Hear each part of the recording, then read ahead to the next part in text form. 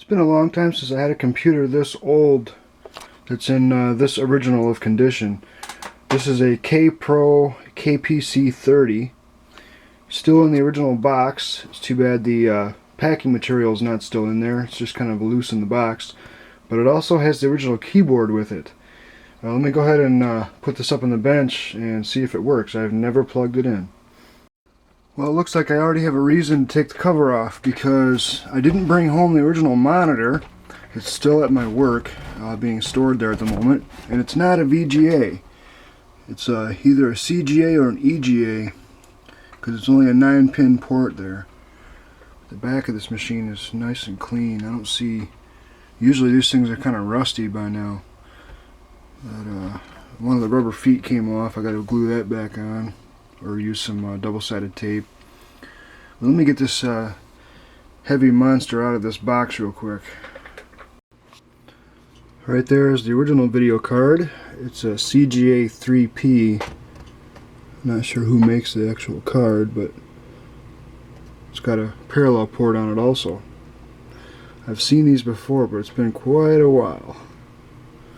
And I have an old T-Sang Labs chip-based Diamond Speedstar Revision 3 card, 16-bit VGA.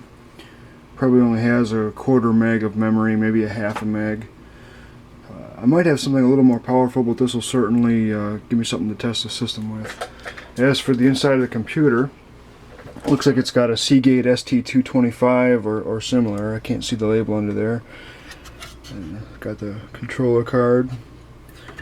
And looks like this is a memory expansion board.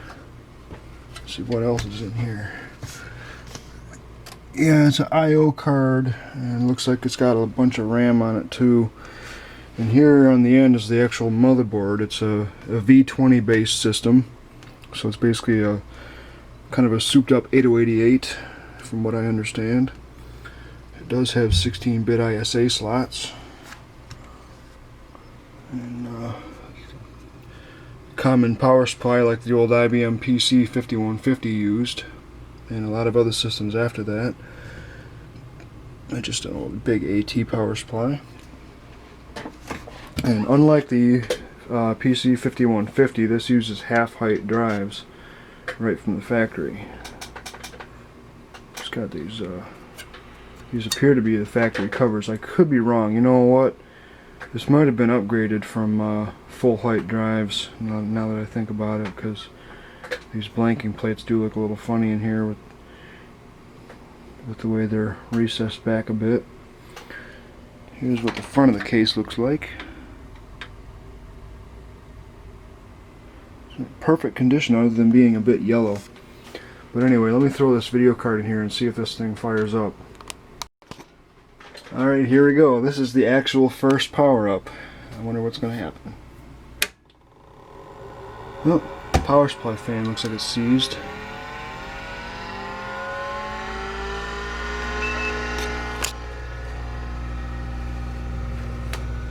Awesome.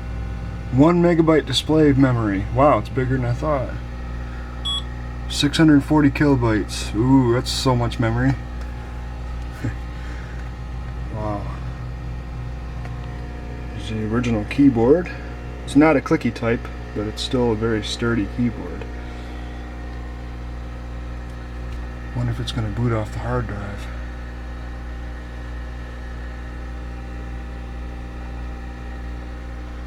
Yep, there it goes. Oh wow. That is cool. Windows. You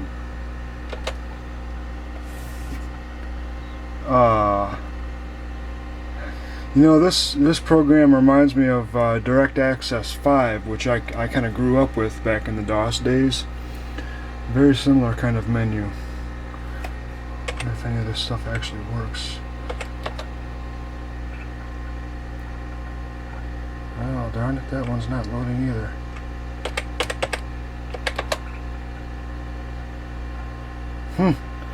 Yeah, might need to do some work on this.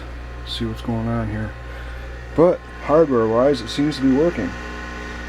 Pretty cool. Probably just going to refurb this computer and put it on eBay in the near future, because I am just packed to the brim with computers right now. I need to cut down the collection a bit. Well, that's pretty neat. It's an early screensaver. You can tell it was made for a CGA card too, because it's only like 4 colors. But I think that's the first time I've seen a graphic screensaver like that on a 8088 type system. It's kind of neat.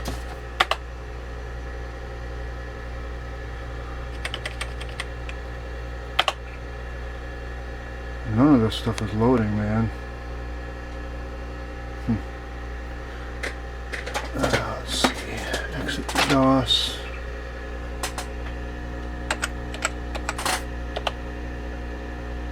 Yeah, everything is on here. It just doesn't seem to be set up right.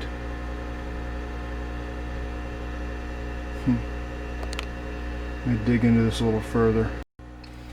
Well, the hard drive's got some bad sectors on it, probably because somebody didn't park the heads when they turned it off. But who knows? These old hard drives have done that. And this is only DOS 3.3, so there's no scan disk on here that I can find.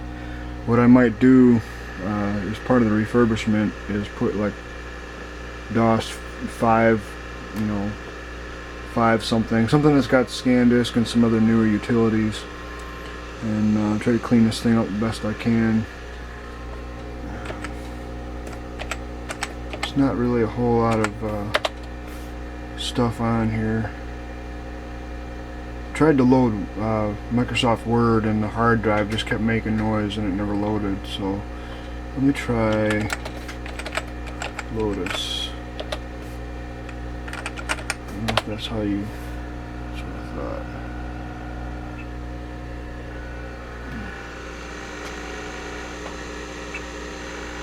Yeah, it's doing the same thing. I wonder if there's a problem with this. Might have to just format the drive and reinstall everything, fix those bad sectors. I just remembered that I have a bunch of 5 1/4 floppies with utilities and games on them, so I'm going to see if this thing will run anything.